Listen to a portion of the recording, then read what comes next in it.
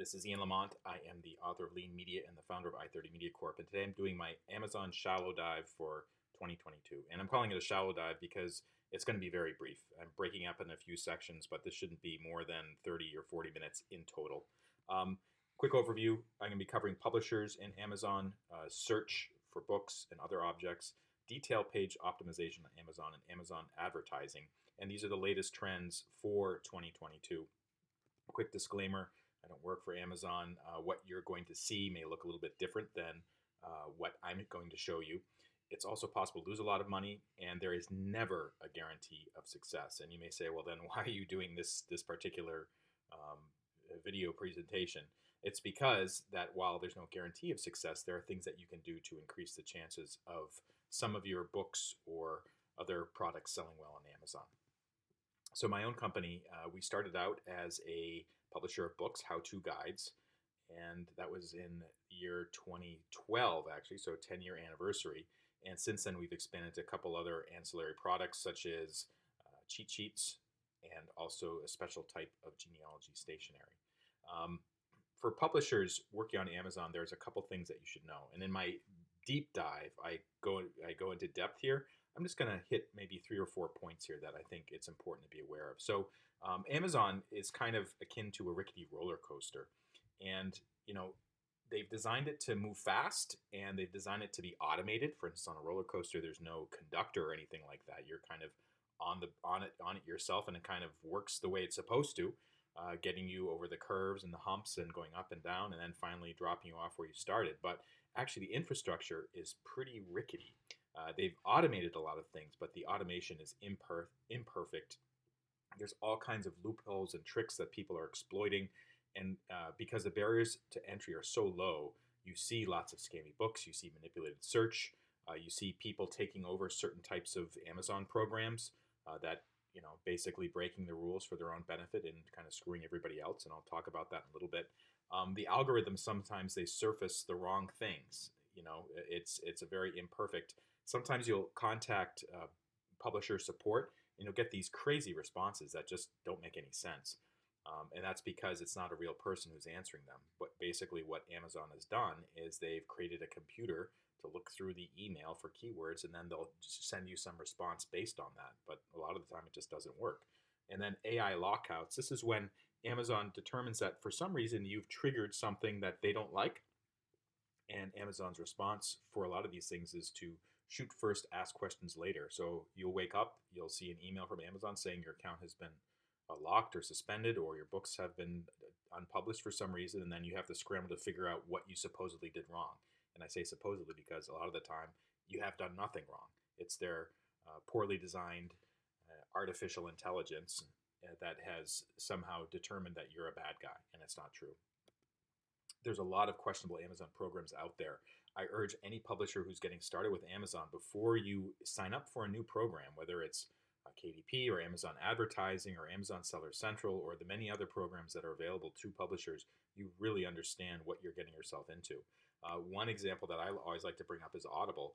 And a couple of years ago, somebody put it out there that for a 13-hour book, you could net 75 cents. That's excluding the narrator cut. And compared to the margins that I'm getting on my books right now, print books as well as Kindle books, where I'm charging for a single download or a single copy of the paper book or hardcover, 75 cents is peanuts. And I think it's crazy to sign up for a program like that, not only because the payout is so low, but because the cost of producing an audiobook are so high. Another program which I would urge people to stay away from is KDP Select. This isn't the same as KDP. KDP Select is a program within KDP. It locks you into Amazon, gives you access to some admittedly pretty nice marketing programs, but you're no longer selling your book as a standalone download. You're basically making the book available to Kindle Unlimited subscribers, and of course that's a subscription plan. So Amazon's paying you pennies for every read. It's just I don't see why anyone would sign up for this unless you are a very top-selling author and you have certain types of series books where you can kind of prime the pump with KDP. In most other cases, I do not recommend this. So just be aware when you get into that stuff. And getting back to what I was saying earlier, it's like, yeah, this sounds terrible. But there actually are some opportunities there. There really are some powerful programs, and I have to say, my own company was built on the, based on basically started with Amazon KDP, and it's grown to something that's actually a pretty good little publishing company. You get access to data that you won't get anywhere else, and Amazon they make data driven decisions. That's like kind of the way that they operate. Fortunately, they actually share a lot of this data with you. And this data you can use to improve your books, improve your covers, improve your business. And so that's a really valuable thing.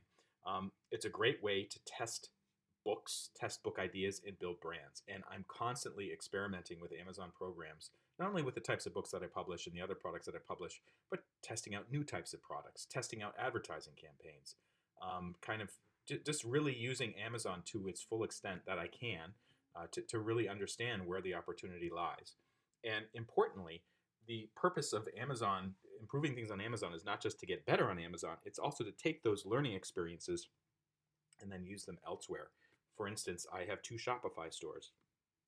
I run Facebook ad campaigns. I run Google ad campaigns. Recently, I just started running Bing ad campaigns. So what I learn on Amazon, I can definitely use that to improve my activities elsewhere. So it's really important that you're able to leverage Amazon data for your business. That could include things like reviews and ratings, competitors' reviews. So if you're in the nonfiction niche, like I am, I do look at what the For Dummies books, what people are saying about that, or what the problems that people have with the books that are published by this competitor. And of course, I look at my own reviews too, and I'll get into that in a little bit. I look at advertising data. This is from Amazon Advertising to see what programs are working well, what keywords are working well, and then I try to fold that back into other aspects of my business on Amazon and off Amazon. This is something that Amazon used to provide to Author Central users. So if you had a book in Author Central, they would give you access to this map, and this was really a fantastic thing because looking at this map, this is for one of the books that I published. This is from a few years ago. You can see that I have strong sales in Southern California, Bay Area, Boston area, and New York area. And I could look at that data and say, well, it looks like my core customers are there, so I should really focus my marketing efforts there.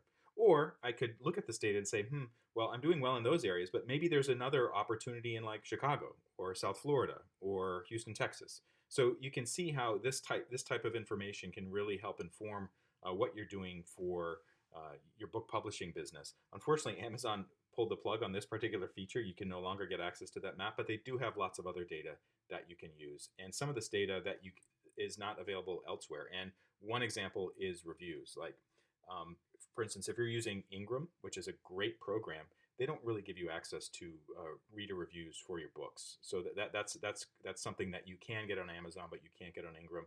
Apple's the same way. I mean, usually the volume is so small compared to Amazon sales, and the number of reviews is pretty minuscule. So Amazon really is a place to get that type of information.